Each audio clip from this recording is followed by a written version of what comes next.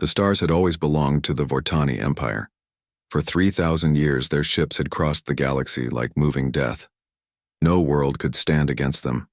No species had ever won a fight with their fleet. Commander Rex stood on the bridge of his warship. The ship was called Deathbringer. It was the biggest, strongest ship the Vortani had ever built. Rex looked at the blue planet spinning below them. Earth looked so small and weak. "Sir, we are in position," said his officer Tom. Tom's green skin was darker than most Vortani. His 4 eyes blinked as he read the ship's screens. Rex smiled. His sharp teeth showed. "Good.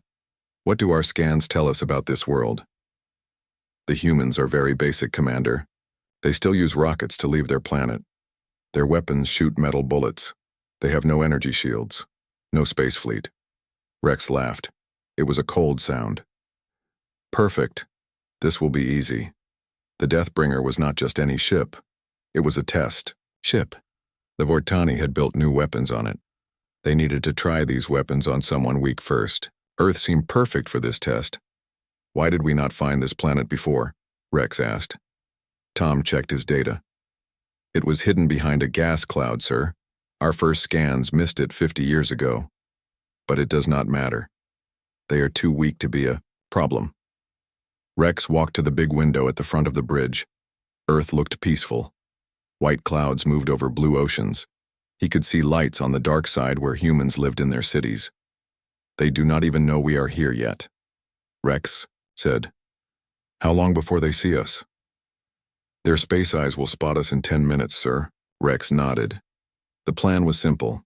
Show the humans their ship, scare them, then test the new weapons on their cities. After that, they would report back to the Empire. The test would be complete. "Sir, we have a message from the Empire," said another. "Officer, put it on screen." The face of General Zod appeared on the big screen. Zod was old and had many scars on his blue face. He had fought in 100 wars. "Rex, remember why you are there," Zod said. "Test the new weapons. See how they work against a real target. But do not destroy everything too fast. We need good data." "Yes, General. How long should the test take?" "A few days at most. These humans cannot fight back. Just don't get bored and end it too quick." The message ended. Rex turned back to the window. Soon the humans would see their ship. Soon they would know fear. "Sir," Tom called out. "The humans have found us. Their satellites are pointing at us. Their radio waves are going crazy." Rex watched the planet below. He could imagine the panic down there. People running in the streets, their leaders trying to call for help that would never come. "Move us lower," Rex ordered. "I want to be right over their biggest cities. Show them how big our ship is." The Deathbringer was huge. It was 5 miles long and 2 miles wide. When it moved over New York City, it blocked out the sun. The ship's shadow covered the whole city. "Sir, they are trying to talk to us," Tom said. "What are they saying?" "Many things." "Who are you?" "What do you want?" "Please don't hurt us." The usual fear talk. Rex thought for a moment maybe he should talk to them first. It might be fun to watch them beg. "Open a channel to their whole planet," he said. Tom pushed some buttons. A light turned green. "Humans of Earth," Rex said in a loud voice. His words went to every radio and TV on the planet. "We are the Vortani Empire. Your world now belongs to us. You have one choice. Give up now, or we will destroy your cities one by one." Rex waited. He expected the humans to surrender right away. Most species did when they saw a Vortani ship. But something strange happened. The radio messages from Earth did not sound scared anymore. They sounded curious. "Sir?" Tom said, looking confused. "They are asking about our ship.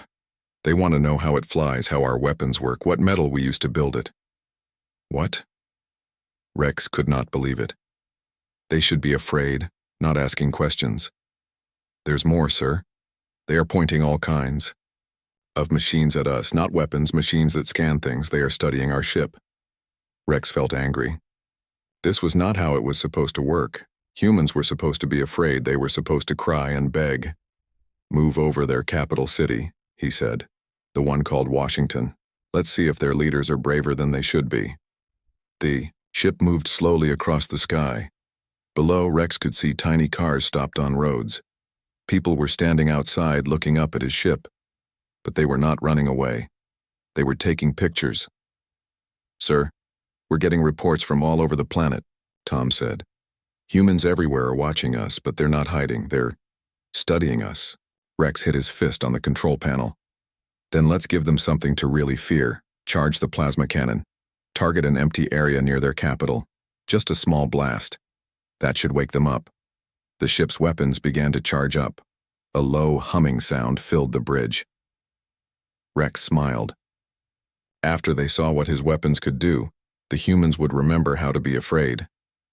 But as he looked down at Earth, Rex saw something that made him pause.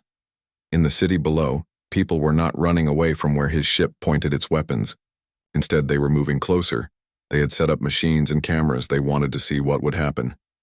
Commander, Tom said quietly, I think these humans might be different from other species we have fought. Rex did not answer. He was starting to think the same thing. But it did not matter. The test had to continue. The Empire was waiting for results. Fire, he ordered. Bright beam of energy shot down from the ship.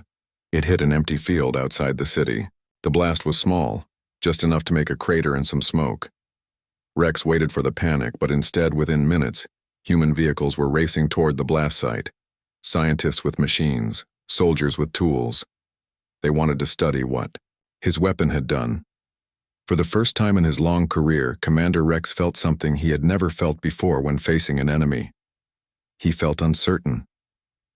Dr. Anna Smith stared at her computer screen. She worked at a big science lab in Switzerland. For the past 6 hours, she had been studying the alien ship above Earth.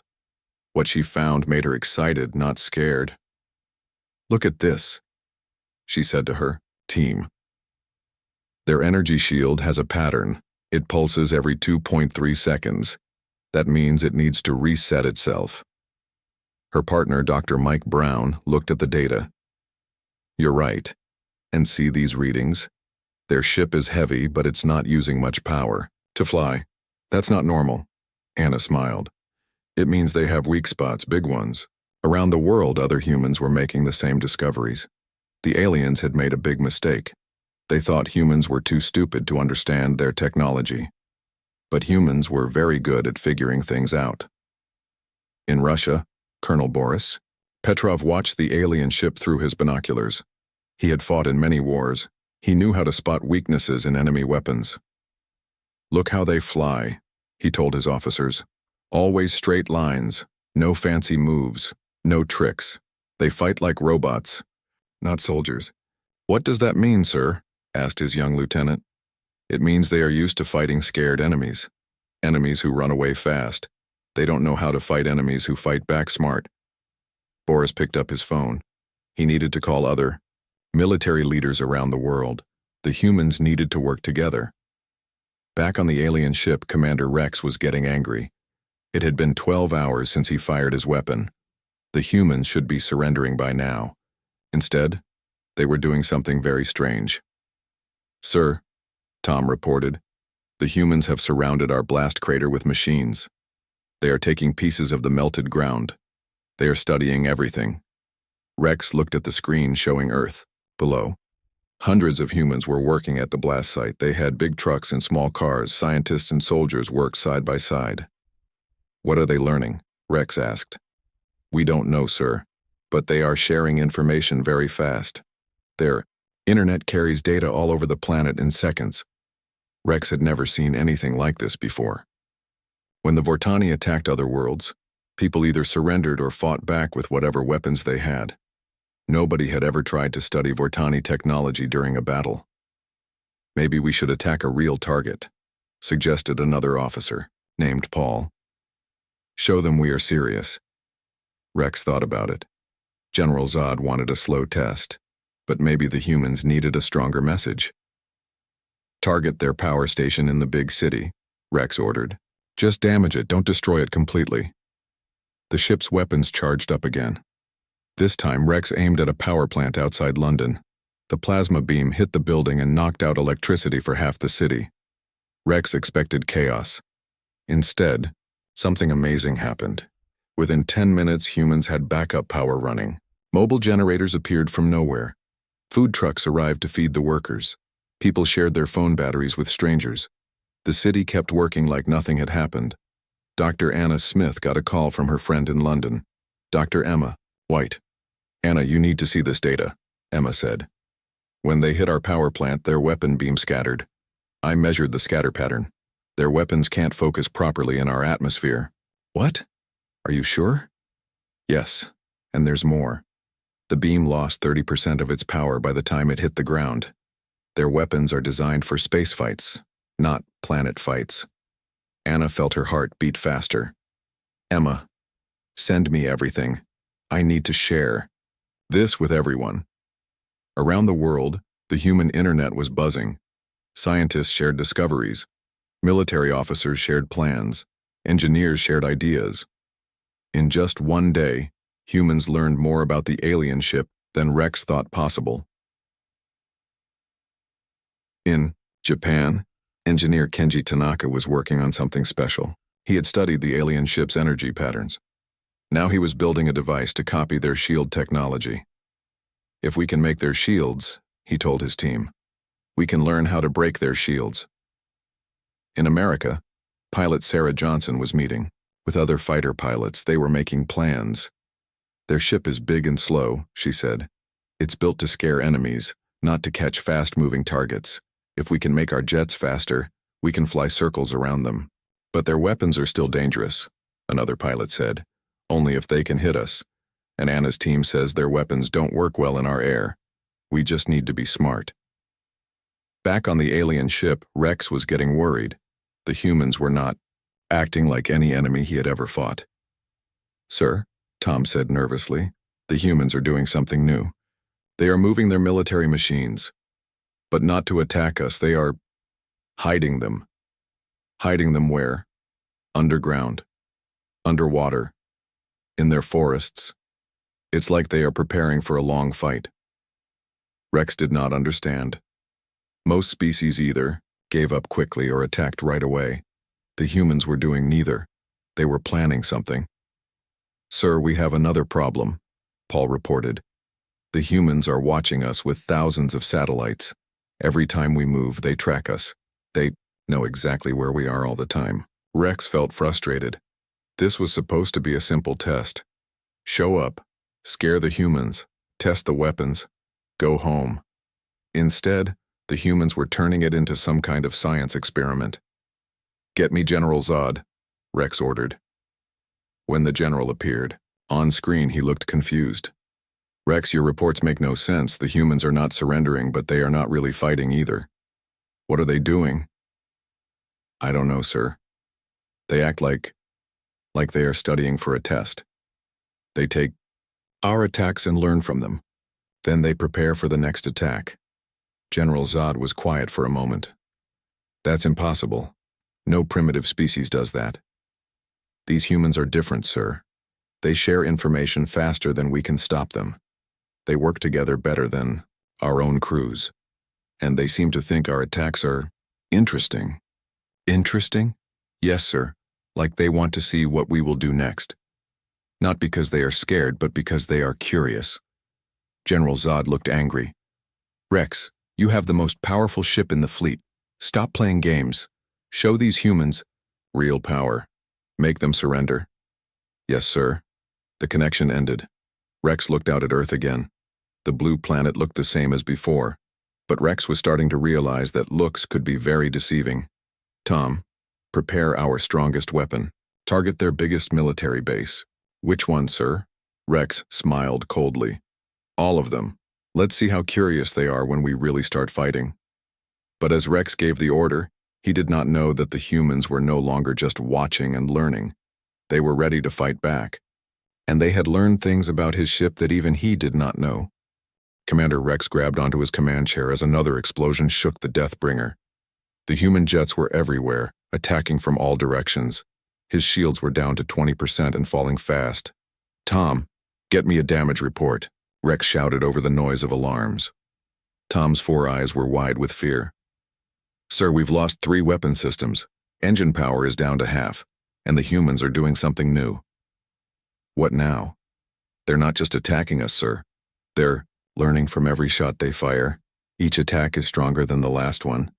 Rex looked at the main screen. It showed dozens of human jets flying around his ship. But these jets were not fighting like any enemy he had ever seen. They worked together like parts of one big machine. Sarah Johnson led the first squadron of jets. She spoke into her radio to the other pilots around the world. "Team Alpha, hit the left side. Team Beta, take the right. Team Charlie, stay ready for when their shields drop completely." "How do you know when the shields will drop?" asked pilot Mark Davis from his jet. "Over the Pacific Ocean." "Dr. Anna is monitoring everything from her lab," Sarah replied. "She can see their shield power in real time. When it hits 0, she'll tell us." Back in her lab in Switzerland, Dr. Anna Smith was watching dozens of computer screens. Each screen showed different information about the alien ship. She had teams of scientists around the world all sharing data with her. "Shield power dropping faster now," she announced over the global communication network. "Their main reactor is overheating. When it shuts down to cool off, we'll have 30 seconds with no shields at all." In Russia, Colonel Boris Petrov was ready with his surprise. He had spent 2 days preparing something special. Hidden in a forest outside Moscow was the biggest tank ever built by humans. But it was not really a tank anymore. "Sir, the alien shield readings are critical," his lieutenant reported. "Good. When Dr. Smith gives the signal, we fire everything we have," Boris said. The tank was actually a mobile platform carrying a massive energy cannon. Russian engineers had built it using alien technology they had learned from the internet. It could fire one shot powerful enough to punch a hole through any spaceship. On the Deathbringer, Rex was getting desperate. His crew was panicking. Half his weapons were broken, and the humans kept adapting to everything he tried. "Sir, maybe we should retreat," Paul suggested. "Call for backup from the Empire." "Never," Rex snarled. "We do not run from primitives. Charge the main plasma cannon. I'll destroy their entire planet if I have to." Tom looked scared. "Sir, that will take all our remaining power. If we miss, we'll have no energy left for shields or engines." "Do it anyway." As the Deathbringer's main weapon began charging up, every human on Earth could see the bright glow building up under the ship. President Garcia sat in her command center, watching the readings from scientists around the world. "Dr. Smith, how long until they can fire that big weapon?" she asked. Anna's voice came over the speaker. 5 minutes to full charge, Madam President. But they're pulling power from their shields to do it. This is our chance. All units, this is it," President Garcia announced to all human forces worldwide.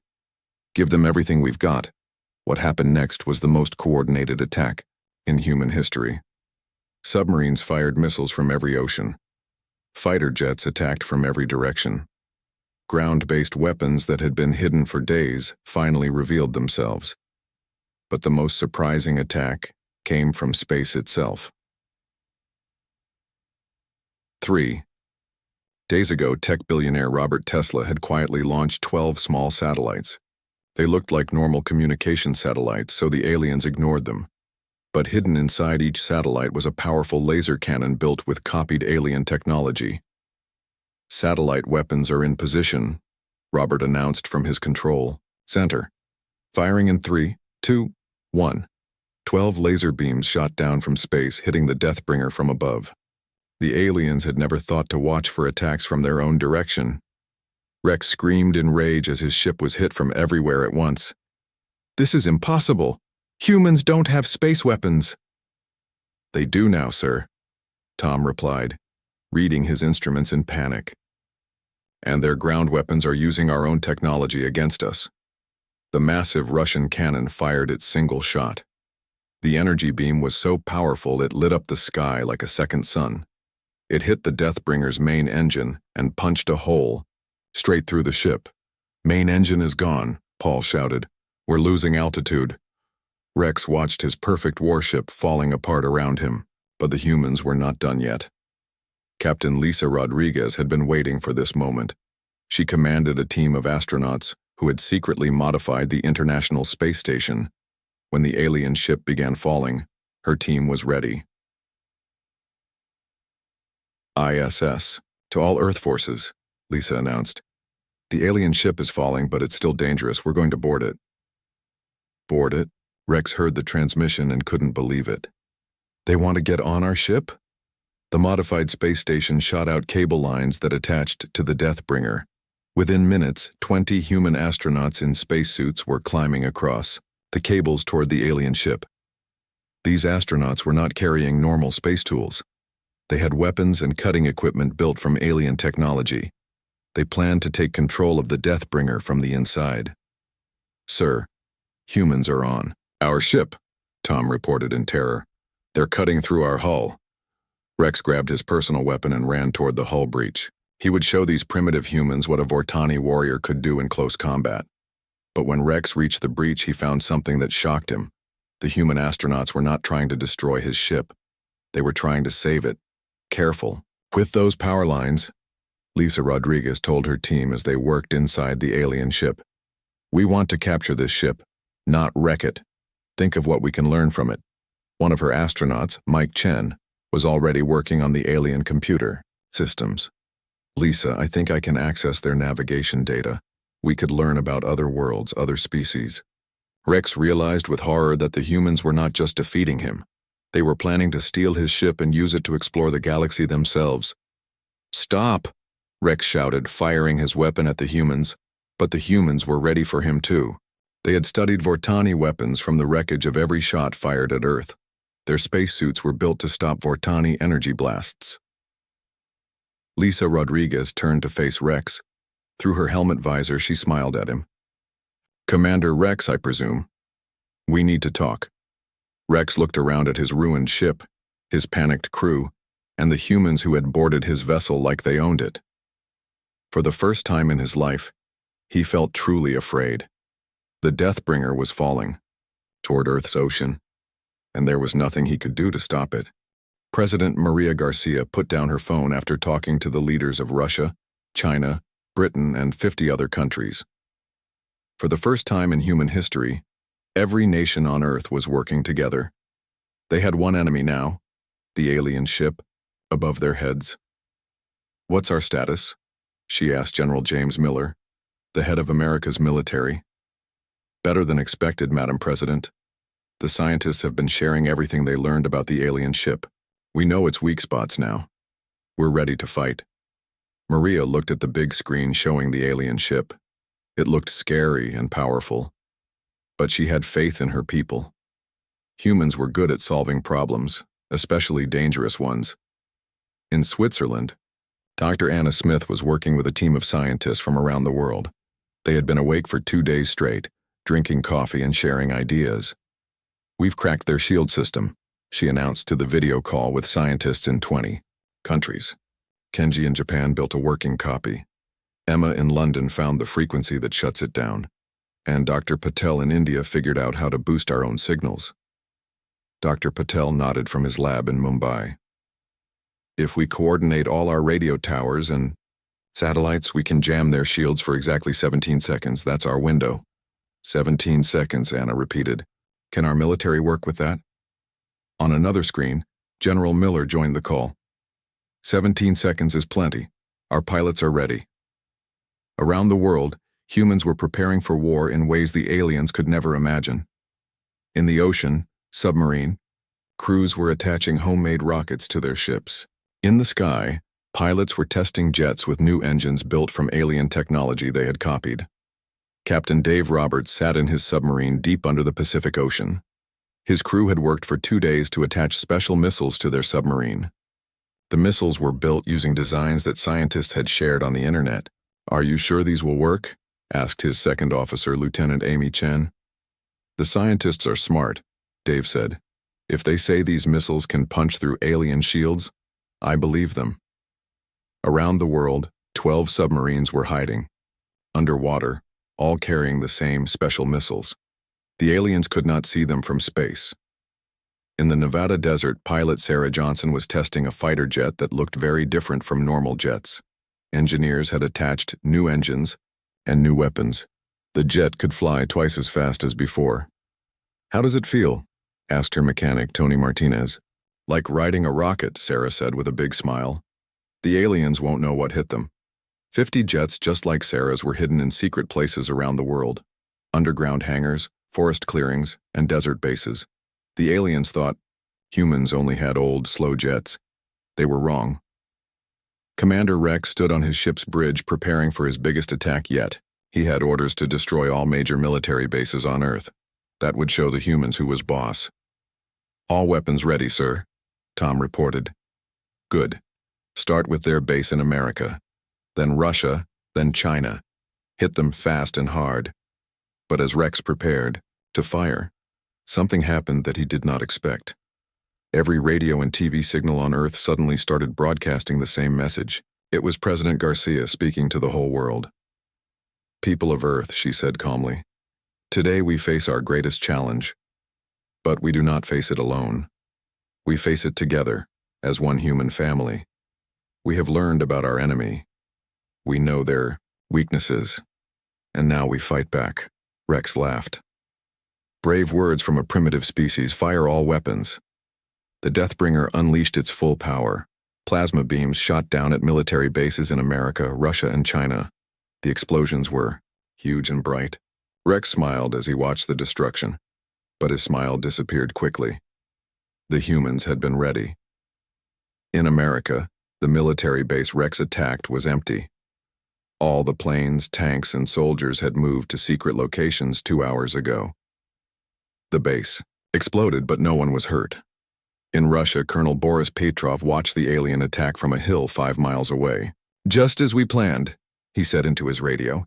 They hit the fake base perfectly. All our real equipment is safe.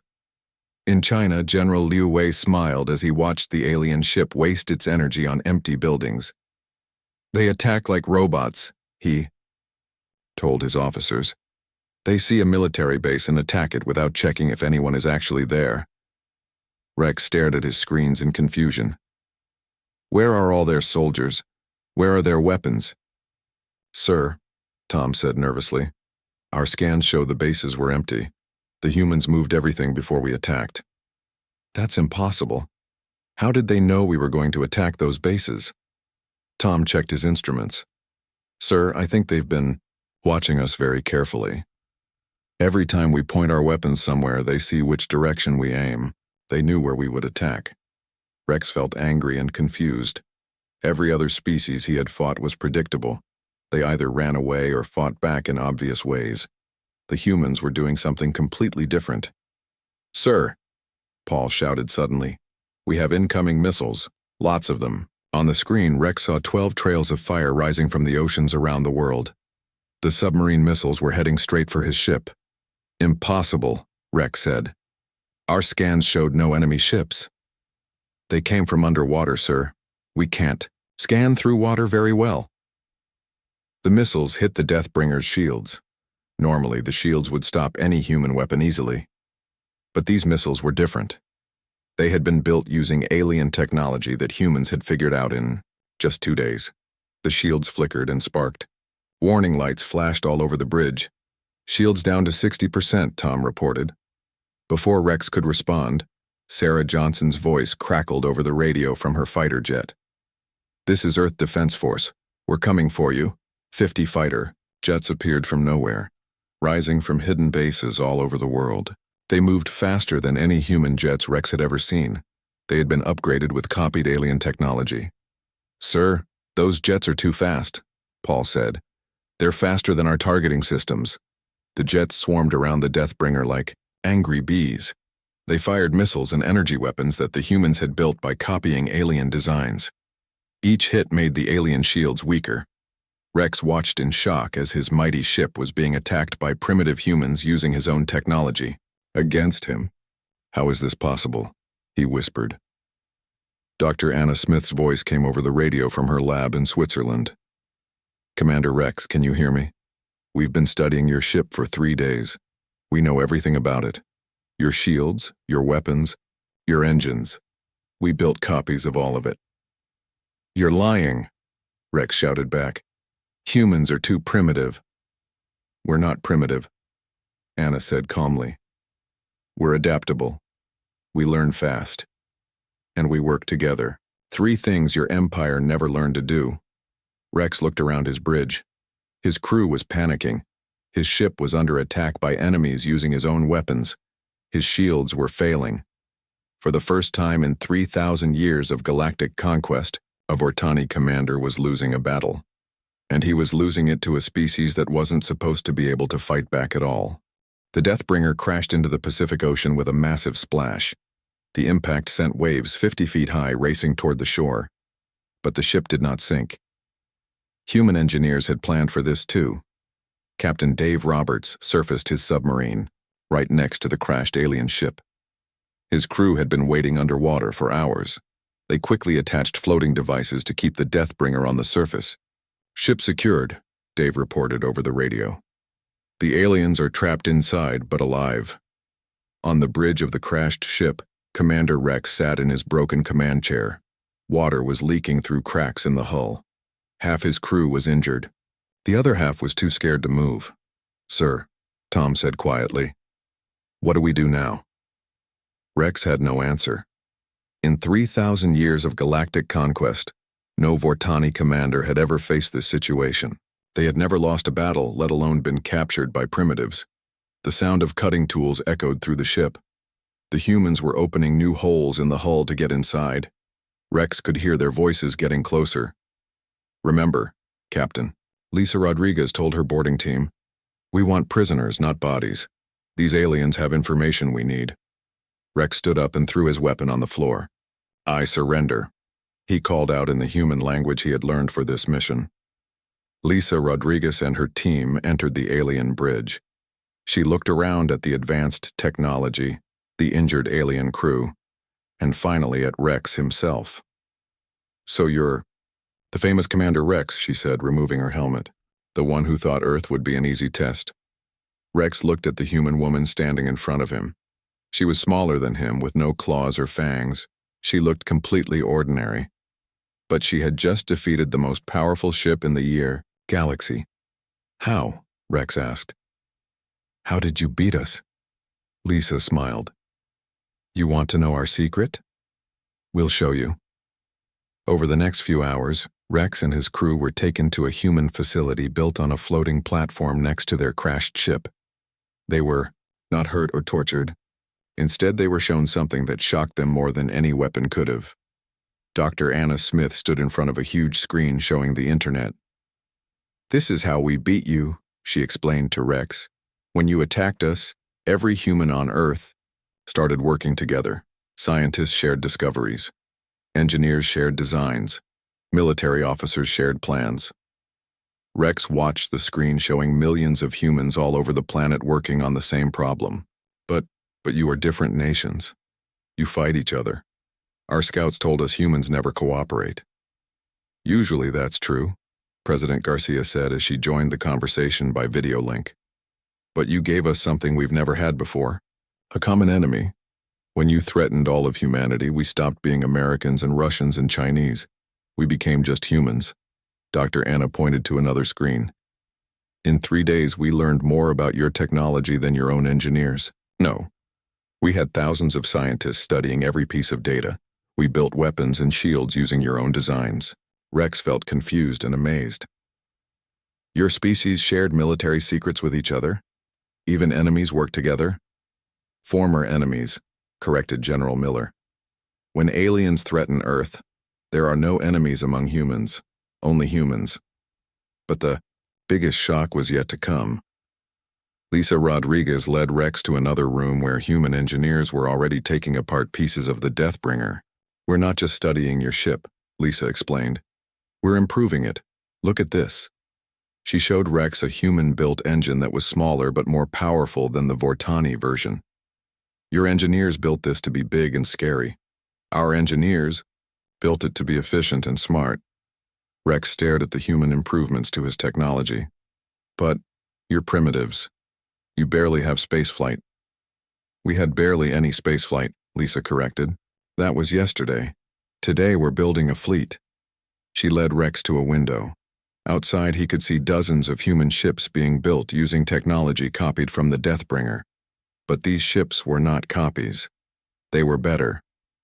Your ships are built for fear, Lisa explained.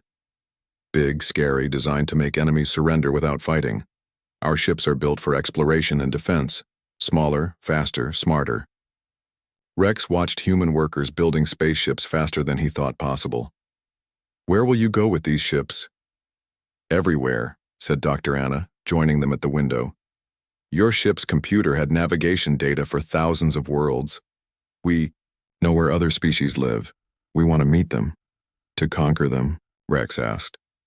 Anna shook her head. To trade with them. To learn from them. To make friends with them. Most humans don't want to rule the galaxy. We just want to explore it. Rex felt a chill run down his spine. The Empire will send more ships, bigger ships, when they learn what happened here. We're counting on it, President Garcia said from the video screen. Let them come. We'll be ready. Lisa Rodriguez walked over to a communication console. In fact, why don't you tell them yourself? Send a message to your Empire. Tell them what you learned. Rex looked at the console, then at the humans around him. They were not angry or cruel. They were curious and excited. They had defeated his ship not out of hatred but out of determination to protect their home. Slowly, Rex activated the communication system. The face of General Zod appeared on the screen. Rex, finally, what is your status? Why haven't you reported? Rex looked at the human faces watching him. They had given him a choice. He could lie to his Empire or he could tell the truth. General, Rex said quietly, the test failed. What do you mean failed? Are the new weapons broken? No, sir. The weapons work fine, but the humans, they are not what we thought. General Zod looked confused. Explain. Rex took a deep breath. Sir, I recommend that the Empire never come to this world. The humans are dangerous. Dangerous. Rex, they're primitives with metal bullets. No, sir. They learn faster than we can. Teach them. They work together better than our own crews. They turned our own weapons against us. They captured our ship, and now they're building a fleet using our technology. General Zod's face went pale. That's impossible. Sir, they defeated the Deathbringer in 3 days. 3 days, General. They went from metal bullets to plasma cannons in 72 hours. Rex looked at Lisa Rodriguez, who nodded encouragingly. General Zod, Rex continued, in my official report I recommend that we avoid Earth completely. These humans are not primitives.